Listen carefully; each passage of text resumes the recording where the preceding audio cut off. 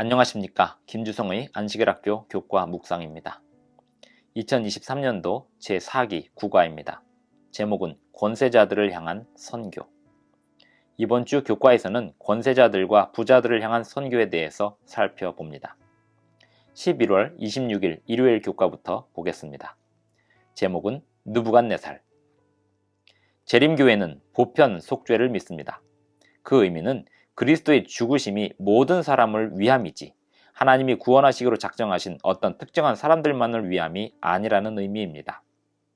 하나님은 모든 사람이 구원을 받으며 진리를 아는 데 이르기를 원하신다고 디모데전서 2장 4절에 말씀하였기 때문에 예수님께서 자신을 희생하여 내어주심의 의미는 요한일서 2장 2절의 말씀처럼 우리 죄를 위한 화목제물이니 우리만 위할 뿐 아니요 온 세상의 죄를 위한 화목제물로 자신을 드리신 것입니다. 창세전에 그리스도 안에서 모두가 선택받은 이유가 그것입니다. 예수님께로 돌아가기로 선택하는 사람들이 모든 사람들이 되지는 않음에도 불구하고 하나님은 창세전에 모든 사람을 선택하셨다고 하였습니다. 그렇기에 성경에서는 온갖 부류의 사람들에게 복음이 증거된 사례들을 볼 수가 있습니다. 성경 다니엘 4장을 보면 느부갓네살 왕에게 일어난 일을 볼 수가 있습니다. 세상에서 가장 강력했던 왕국 중의 하나인 바벨론 왕국의 왕 느부갓네살에게 이르른 구원에 대해서 볼 수가 있습니다. 강력한 권세자에게 하나님께서 어떻게 접근하시는지에 대하여 놀라운 한 가지 사례가 담겨 있습니다. 하나님의 심판은 느부갓네살 왕에게 시행되었습니다. 이스라엘 왕들이 심판을 받았던 것처럼 느부갓네살 왕도 심판을 받은 것입니다. 느부갓네살에 관한 성경의 기록을 보면 그는 정신이 돌아오면서 하나님이 창조주이심을 인정하게 되었습니다. 이것은 하나님께서 가난하고 약한 사람들뿐 아니라 부유하고 권세 있는 자들도 돌보신다는 것을 증명하고 있습니다. 다니엘 4장 37절을 보면 세상에서 가장 강력한 나라의 왕이 선언하기를 나 느부갓네살은 하늘의 왕을 찬양하며 칭송하며 경배하노니 그의 일이 다 진실하고 그의 행하심이 의로우심으로 교만하게 행하는 자를 그가 능히 낮추심이라고 선포했습니다. 만약에 우리 주변에 부유하고 권세 있는 자들과 오만한 자들이 이 진리를 이해한다면 어떨까요? 우리는 이 이야기에서 어떤 교훈을 배우나요? 첫째, 하나님은 다니엘과 같은 헌신한 성도들을 사용하십니다. 세상에 권세 있는 자들에게 복음을 전하는 사람으로 사용하십니다. 둘째, 하나님께서는 부유하고 권세 있는 자들을 향한 증거의 과정에 직접적으로 역사하실 수 있습니다. 느부갓네살은 겸손하게 되었고 교만과 오만을 하나님 앞에 내려놓게 되었습니다. 그리하여 느부갓네살의 이야기는 매우 극적인 이야기가 되었습니다. 느부갓네살 왕의 경우를 생각하면 얻을 수 있는 교훈은 부유하고 권세 있고 오만한 자들을 낮추시는 다른 방법들도 많이 있다는 것입니다. 세상의 기준에서 우리가 부유하거나 권세 있는 자들이 아니라 하더라도 느부갓네살이 나타냈던 교만을 갖지 않기 위해 우리도 여전히 주의해야 합니다. 선지자와 왕 521쪽의 글을 읽습니다. 만왕의 왕이요 만주의 주이신 하나님의 견책하에 느부갓네살은 마침내 모든 통치자들이 배울 필요가 있는 공과 곧 참된 위대함은 참된 인자함에 있다는 교훈을 배웠다. 11월 27일 월요일 교과입니다. 제목은 나아만. 예수님은 모든 사람을 위해서 죽으셨습니다. 각자 인생의 배경이나 부유함이나 인종이나 지위에 상관없이 그 모든 사람을 위해 죽으셨습니다. 하나님께서는 끊임없이 모든 사람들을 당신께로 이끌고 계십니다. 그리스도인이 아닌 세상의 권세를 가진 사람들도 하나님께서 당신께로 이끌고 계십니다. 성경 열왕기하 5장 1절로 19절을 보시면 하나님을 위해 사람들에게 다가가는 일에 관하여 교훈을 얻을 수 있습니다. 열왕기하 5장 17절로 19절을 보면 나아만 장군은 하나님이 그를 나병에서 낫게 하신 후에 두 가지 평범하지 않은 요청을 하였습니다. 첫째, 살아계신 하나님을 경배하기 위한 목적으로 이스라엘에서 시리아로 실어갈 흙을 노새 2마리 실을 만큼 달라고 요청했습니다. 열왕기하 5장 17절을 보면 나아만은 이제부터는 종이 번제물과 다른 희생제사를 여호와 외에 다른 신에게는 드리지 아니하고 다만 여호와께 드리겠노라고 선언합니다. 나아만은 이제 비록 참 하나님만을 섬기기로 선언하였지만 그의 요청은 이교도의 영향이 그 머릿속에 여전히 남아있음을 보여주었습니다. 나아만 장군은 이스라엘의 하나님을 이스라엘에서 가져온 흙 위에서 섬겨야 하는 걸로 생각하고 있었습니다. 나만 장군은 이스라엘의 하나님 외에 다른 신이 없다는 것을 인정했지만 어떤 의미에서 하나님은 여전히 이스라엘 땅과 연결되어 있어야 한다는 개념을 포기하지 못하고 있었습니다. 그리하여 나아만은 자기의 땅으로 가서 하나님을 섬길 때 이스라엘에서 가져온 흙 위에서 경배하기를 원했습니다. 나아만의 두 번째 요청은 그의 믿음의 신실성을 나타냅니다. 그 사람이 하나님만을 섬기기로 결심하였을 때 그 결단을 이방신을 섬기는 나라에서 실천하기가 쉽지 않다는 것을 생각하였습니다. 더욱이 수리아의 왕은 여전히 림몬신을 섬기고 있었고 나아만의 입장은 그 왕을 호위하는 역할을 해야 했습니다. 나아만은 하나님께 굴복하였기 때문에 이방신을 경배함으로 우상숭배를 인정하고 싶지 않았고 우상숭배에 타협한 것처럼 엘리사에게 전해지는 것도 원치 않았습니다. 엘리사는 나아만 장군의 요청에 이렇게 답합니다. 평안히 가라. 성경 주석 4권 495쪽의 글을 읽어봅니다. 이 말을 나아만이 작별하면서 한 요청을 승인하거나 거절하는 표현으로 생각해서는 안 된다. 나아만은 의심이나 쉼없는 불확실성이 아닌 평안 중에 떠나야 했다. 하나님은 그에게 은혜를 베푸셨으며 그는 하나님에 대한 지식과 경배 속에서 행복과 평안을 찾아야 했다. 나아만은 갓 회심한 신자로 양심이 있는 사람이었기 때문에 새로 발견한 믿음에 매달린다면 그의 능력과 지혜가 자라날 것이었다. 하나님께서는 새 신자를 한 걸음씩 인도하며 어떤 문제의 개선이 필요한 적절한 시기를 아신다. 이것은 영혼 구원을 위해 일하는 사람들이 늘 염두에 두어야 할 원칙이다. 실물교훈 65쪽의 글도 읽습니다. 식물이 자라는 소리도 없고 눈에 띄지도 않으나 끊임없이 계속하여 자라는 것처럼 그리스도인 생애의 발전도 그와 같다. 매 발전의 단계마다 우리의 생애가 완전하게 될 수 있다. 또한 우리에 대한 하나님의 목적이 성취되면 계속해서 발전이 있게 될 것이다. 성화는 일생을 통해 이루어야 할 사업이다. 11월 28일 화요일 교과입니다. 제목은 학식 있는 사람들에게 전하기 니고데모. 니고데모는 학식 있는 사람이었습니다. 성경은 그 사람에 대하여 유대인의 지도자라고 하였습니다. 예수님은 니고데모를 이스라엘의 교사라고 하였습니다.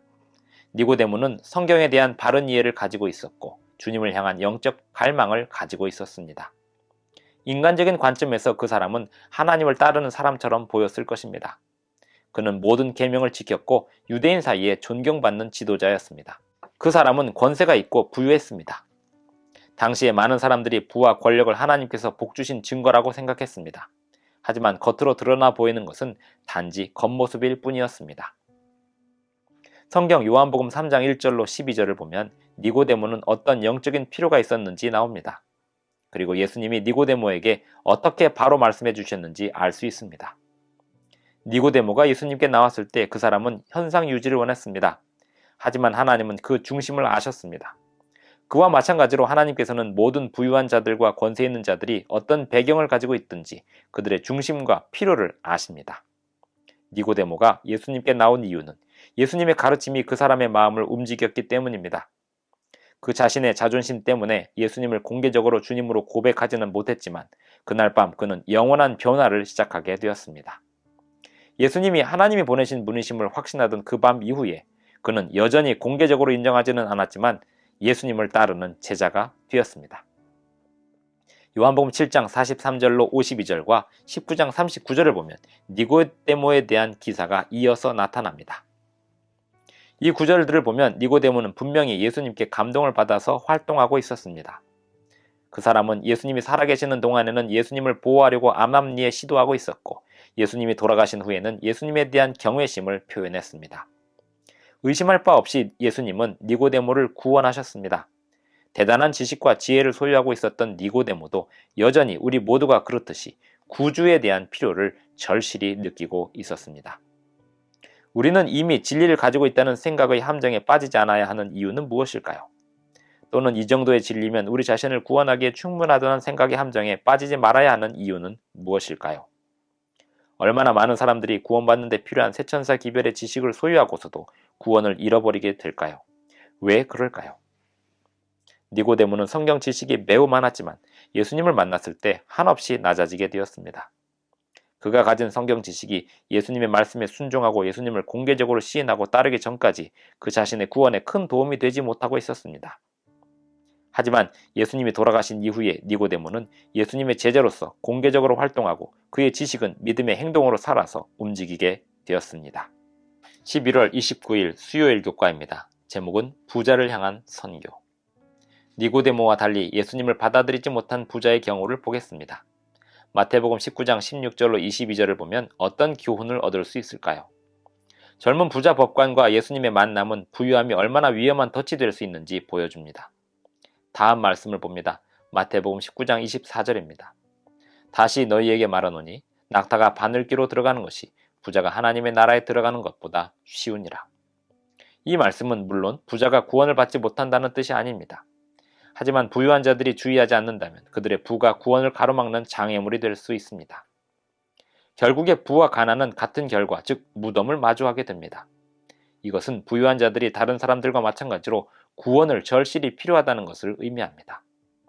돈은 무엇이든 살 수 있게 하는 것 같아도 죽음을 면하게 해줄 수는 없습니다.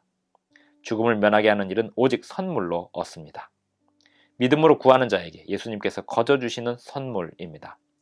요한복음 11장 25절을 봅니다. 나는 부활이요 생명이니 나를 믿는 자는 죽어도 살겠고 무릇 살아서 나를 믿는 자는 영원히 죽지 아니하리니. 누가복음 19장 1절로 10절을 보면 부자 관원과 대조되는 삭개오의 경우가 보입니다. 삭개오는 예수님의 부르심에 따랐지만 불행하게도 젊은 부자 법관은 그러지 않았습니다. 예수님은 젊은 부자 법관에게와는 달리 삭개오에게는 재산을 팔아 가난한 자들에게 나누어 주라고 하시지 않으셨습니다. 예수님은 그 부자 법관이 얼마나 돈에 사로잡혀 있었는지 아시기 때문에 그에게 그렇게 말씀하신 것입니다. 반면에 삭개오의 집에서 예수님이 어떤 말씀을 하셨는지 모르지만 삭개오는 분명히 예수님께 헌신하였고 자신의 삶의 변화가 필요하며 자신의 재산과 관련하여 어떻게 해야 할지 잘 알고 있었습니다. 마태복음 16장 26절을 보겠습니다. 사람이 만일 온 천하를 얻고도 제 목숨을 잃으면 무엇이 유익하리요? 사람이 무엇을 주고 제 목숨과 바꾸겠느냐? 11월 30일 목요일 교과입니다. 제목은 권세자를 향한 선교. 예수님은 권세자들을 사귀는 법을 잘 아셨습니다. 예수님은 많은 권세자들로부터 칭송과 존경을 받으셨고 동시에 다른 많은 권세자들로부터 멸시를 받으셨습니다. 성경에서 예수님께 도움을 얻기 위해 나오던 권세자들은 예수님이 자기들을 돌보신다는 것을 인식했습니다. 부유하고 권세 있는 많은 사람들이 예수님께 공개적으로 찾아온 것은 아닙니다. 그들은 예수님이 하나님의 아들이시라는 확신이 들 때까지 기다렸습니다. 니고데모와 아리마대 부자 요셉의 경우가 그러한 경우입니다. 다음의 성경절에서 예수님께 감동을 받은 부자를 하나님이 어떻게 사용하시는지 보겠습니다. 마태복음 27장 57절로 60절을 봅니다. 저물었을 때에 아리마대의 부자 요셉이라는 사람이 왔으니 그도 예수의 제자라. 빌라도에게 가서 예수의 시체를 달라 하니 이에 빌라도가 내주라 명령하거늘 요셉이 시체를 가져다가 깨끗한 세마포로 싸서 바위 속에 판 자기 새 무덤에 넣어두고 큰 돌을 굴려 무덤 문에 놓고 가니. 이 성경절이 있기까지 우리는 아리마대 요셉에 대한 아무런 정보도 들을 수 없었습니다. 갑자기 이 부자가 등장한 것입니다. 전혀 생각지 못했던 곳에서 나타나서 예언을 성취하는 일에 쓰임을 받았습니다. 하나님은 부자를 사용하셨고 당신의 목적을 성취하시기 위해서 앞으로도 사용하실 것입니다. 그러므로 우리는 부자들을 선교해야 할 사명도 가지고 있습니다. 권세자들과 친구하기는 시작하기가 아마도 가장 어려운 지점일 수 있습니다. 일반적으로 그들에게 다가가기보다 그들이 다가오게 하는 편이 나을 수 있습니다. 예수님이 그러셨습니다. 예수님을 만난 부자들은 예수님의 기별과 치유 그리고 하나님의 능력에 대한 증인들이 되었습니다. 그들은 예수님이 참으로 하나님의 아들이라는 확신을 하였으나 먼저 확 드러내지 않고 조용히 하였습니다. 힘있는 사람들은 수많은 이유로 진심 어린 사역에 동역자가 되고 싶어 합니다. 그들은 사람들의 삶을 변화시키는 선한 사업에 참여하고 싶어 합니다. 이 방법이 그들의 삶에 변화를 줄 수 있음도 잘 알고 있습니다. 이것은 부유한 사람들과 권세 있는 사람들이 그들의 필요를 노출하게 하지 않고도 그들에게 필요한 도움을 얻게 하는 방법이 되기도 합니다. 진심 어린 사역에 동참하게 함은 부유한 사람들과 권세자들에게 하나님의 사역에 참여하게 하는 좋은 통로입니다. 주변에 부유하고 권세 있는 사람들의 구원을 위해 일할 시간을 만들어 보시기 바랍니다. 이번 주 함께해요 과제를 보겠습니다. 신자는 아니지만 때때로 접촉할 수 있는 권세 있는 사람을 매일의 기도 목록에 추가하고 그를 위해 기도하십시오. 이번 주 시작해요 과제는 이렇습니다. 한 번도 만난 적이 없더라도 권세를 가진 사람에게 편지나 이메일을 보내고 그 사람을 위해 기도하고 있다고 말하십시오.